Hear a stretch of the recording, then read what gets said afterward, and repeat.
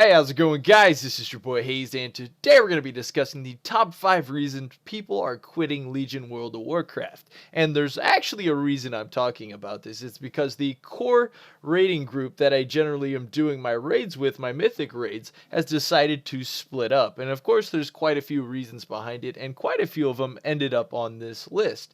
And it's really, I kind of watched this guild go from just starting out players, just a brand new kind of sort of guild, just grabbing people from all over trying to put something together, to being top of the server. And then of course, since we were on Horde Darkspear, after of course we got into the expansion, the population started falling off, and every time we'd have to replace people over and over again, and progression was really being stunted. It built up a lot of frustration, some terrible choices with gear were made, and then next thing you know, everything goes up like crazy and kind of implodes because there isn't enough people to recruit that have enough gear or experience to really push those kinds of things, and it really just got kind of stuck.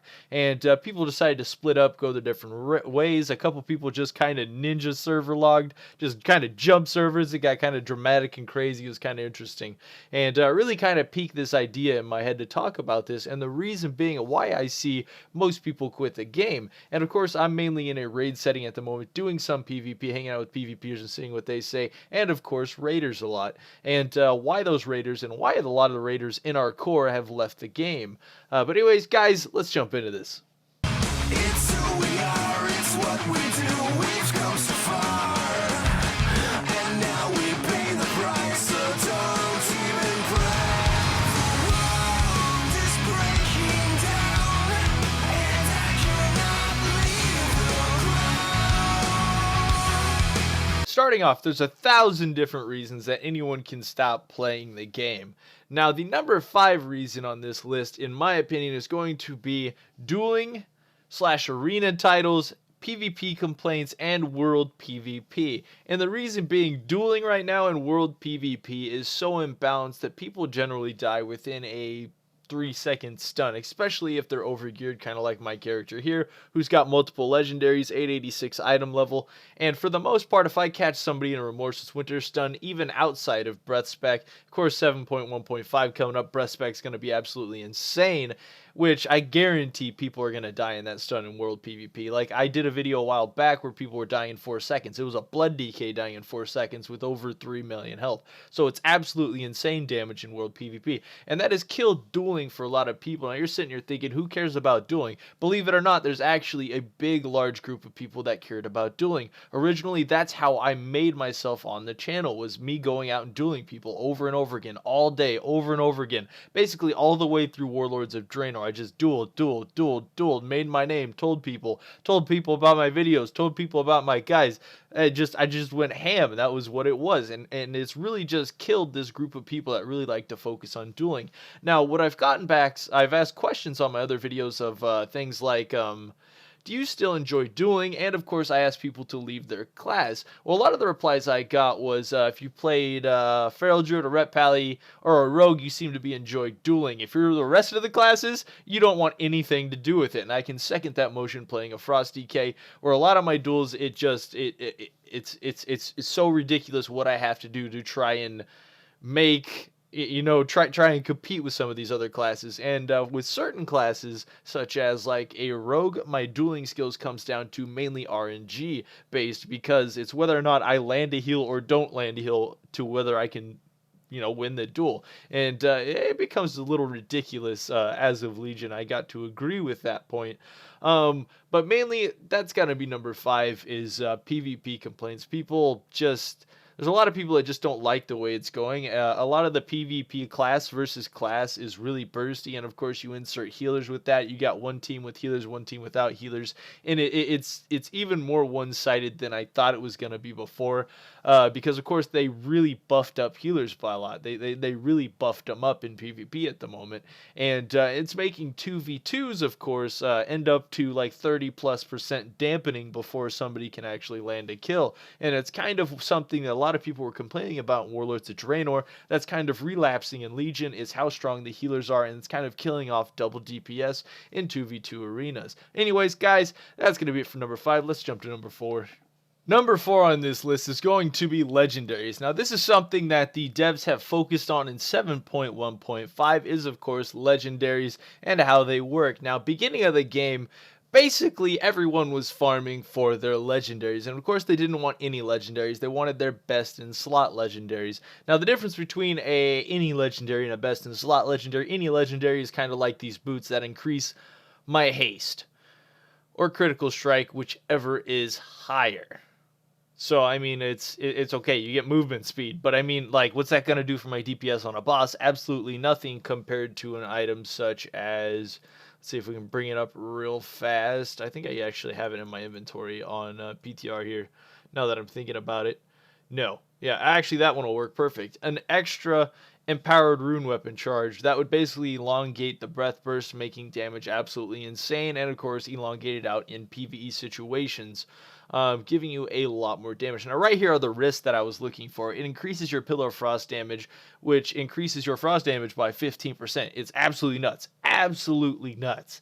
In DPS compared to just about any of the actual legendaries. And a lot of people have quit the game because of this. It's like, I need to farm for a legendary. If you want to be viable in PvP, you want to be viable in PvE, you got to get your item level up, of course, and you got to get legendaries. Those are going to be some big gap closers, and of course, DPS. Now, there's actually a lot of people that have farmed up characters, gotten their legendaries, gotten the wrong legendaries for like rank 1 guilds, and have absolutely re-rolled their character just to get new legendaries because they had a little cap system going on to begin with, which increased your chance to actually get a legendary. So you basically were guaranteed the legendaries when you started playing the game.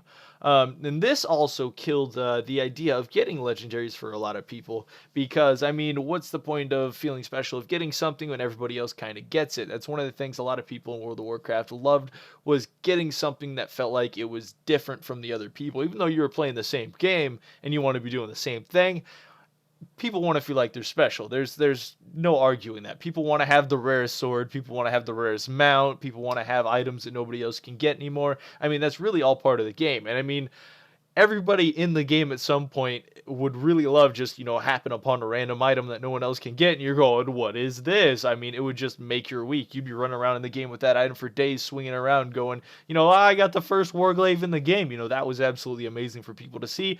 Nowadays, everyone getting a legendary just kind of killed the fun for them. It kind of killed the idea of, I got a legendary. Now it's like, you don't have a legendary? Why are we inviting this guy to our group? It's kind of ridiculous. But anyways, that's going to be kind of number 4 is definitely going to be legendaries. A lot of people just do not like the system. They do not like how easy they are to get. They do not like you're guaranteed them. They do not like that some are a lot stronger than others. And it's really caused probably a lot of havoc throughout the game, probably a lot of anger throughout characters. And of course, yeah, I got a legendary, but it's not the legendary I want. And I got doo-dooed on. I got 2 doo-doo legendaries for PvE. Like, you imagine how my guild's looking at me like, really? You got 2 really crappy ones? Like, what can I do, guys? There's nothing I can do. I could re-roll a character, but I mean, what's the point of that? I don't really want to do that either. But anyways, guys, that's going to be it for number 4.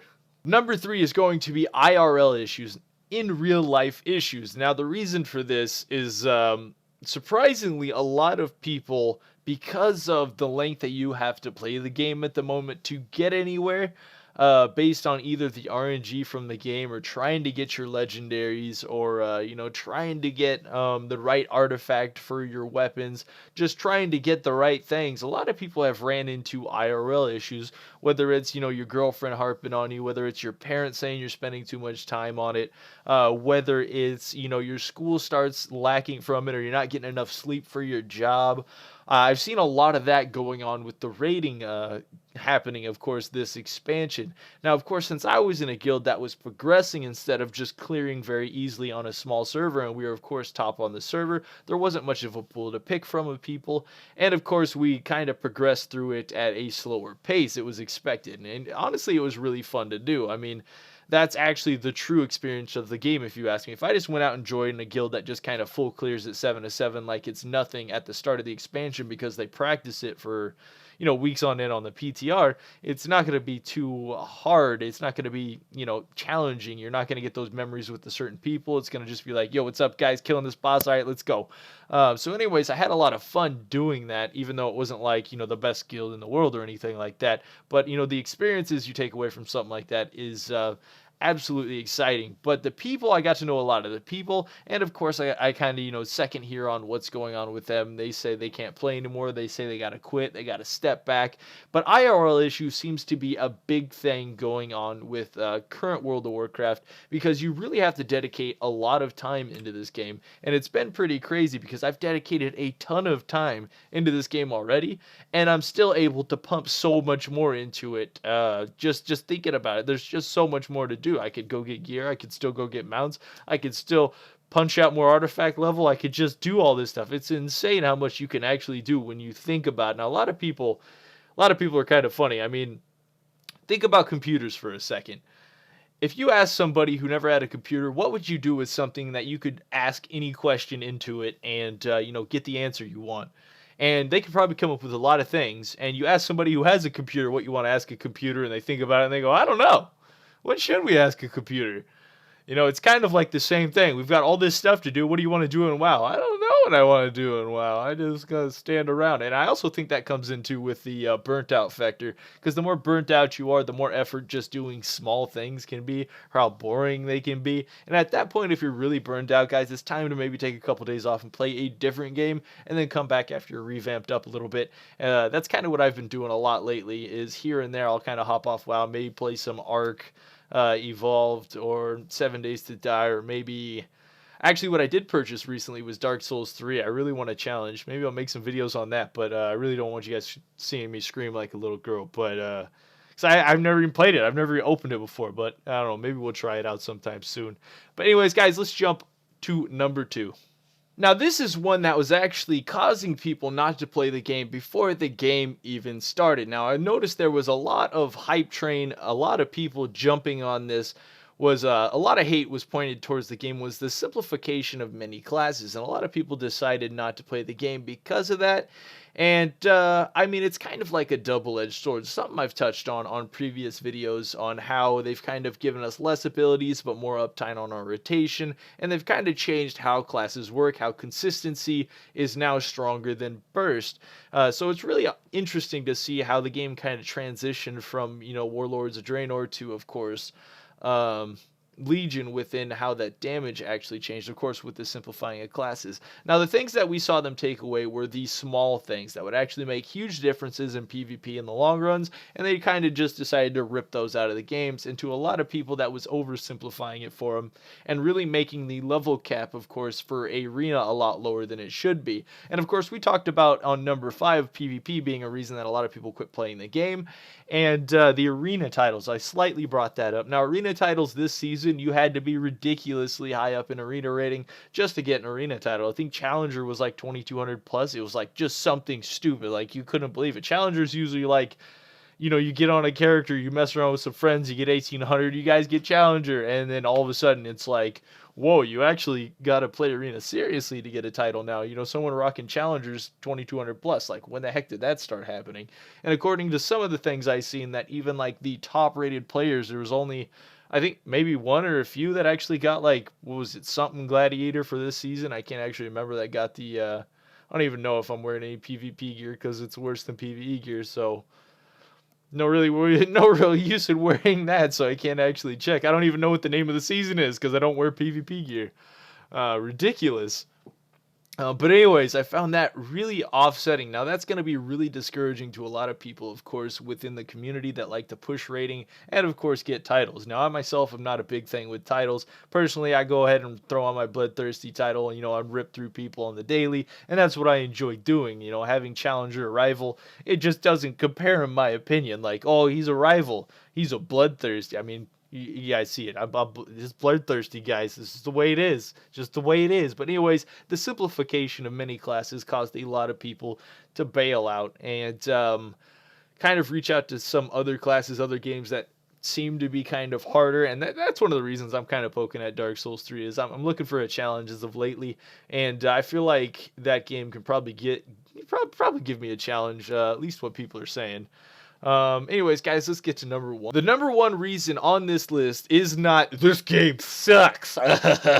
No, it's not that. Or World of Warcraft is dead, because, you know, we're all waiting for that one. But no, neither of those are number one. Number one is easily going to be the grind. The raw grind of Legion is the killer of anyone in World of Warcraft at the moment, whether it's PvP, PvE, doing quests, farming artifact power, getting gear. The grind is killing people. The Mythic Plus grind, where you're trying to just get the highest level you can, or you got to do, you know, just a million Mythic Plus dungeons just to cap out on artifact power.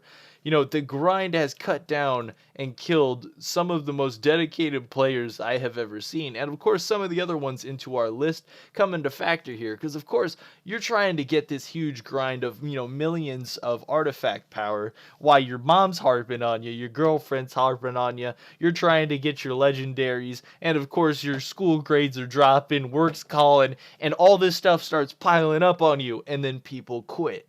Now, it's usually not one simple thing that somebody quits the game. It's usually an immersion of everything, or a few things that cause them to stop. And of course, usually it's by one giant main reason. One giant main reason that causes you to go, I better step back for a moment, because this is actually enveloping my life instead of course, it just being a game or something I play. It's taking more time than it should, and it's causing my real life to just go downhill. Like, I don't know what else to say. It's the pure grind, the pure length of how long you have to play to compete, to try to be anywhere on top, is absolutely insane in Legion. Now, this is a double-edged sword. Now, people could go, that's ridiculous, I don't want to grind that much to be on top, but at the same time, in Warlords of Draenor, we had so many people complaining that there was not enough content. But now there's so much content that people can't actually handle it all. And people that are trying to take the content to the max can't actually take it to the max, because their real-life lives won't actually allow them to. And when they try to do that, their real life kind of fights back a little bit, and things go crazy, whether it's their job showing up for work late, tired, things like that, or they're missing work because of raids. Yes, I actually heard some people doing that too, which was a bit crazy. And it really just, it brought back a lot of memories in Legion, hearing people go through this, hearing people go through a lot of that, really having some of those major problems. And I'm sorry they really had to go through those. But it did make me giggle just a wee bit, because, of course, it's something we used to hear way back in the day. I mean, I haven't heard people having to quit for those reasons since, gosh, I think Warlords of Draenor. But then again, I haven't really been in a major raiding guild for quite some time, because mainly I didn't need to be, of course. In Legion, they brought back, of course, item level scales and PvP, so I went out searching for the best and fastest eye level gear you can. Of course, that was raiding and Mythic Plus dungeons. As for World PvP, of course, it was the same thing. In maximizing damage, you were just going to rip through people who had terrible gear that were PvPers, even if they were 3k rated, and let's say you were a 1500 rated PvPer, but you know your rotation correctly because you're a Mythic Raider, chances are you'll stun that high rated PvPer and kill him. So it was just logic to go out and do that, and it was really just another grind to add to it. So PvPers not only had to PvP like they usually did, but they also had to PvE. And it just actually turned out to be way too much for a lot of people in the end. So I hope you guys enjoyed this video. I kind of put some thought into it, had to put a lot of thought into it, about my experience over Legion launch, and seeing people come and go all the way through that raiding core. Now, I had a lot of fun in that raiding core. I met a lot of really cool people. But at this point, I have to decide what I'm going to do. So I'll probably have to server transfer at this point to get progression on my character, of course, and get myself set up before the next raid comes out. So I'll kind of be thinking about that, and I'll go ahead and decide and let you guys know what I'm going to be doing. More than likely, I'll still be staying on Horde side. But I kind of, this just kind of brought this idea to my mind of what's going on in WoW, why are people are bailing, you know, why my guild fell apart that I was in, why the core was like, bah! But anyways, guys, that's going to be it for this video. Go ahead and hit a like on this, and until next time, this was your boy Hazzed. At the edge of the hellfire.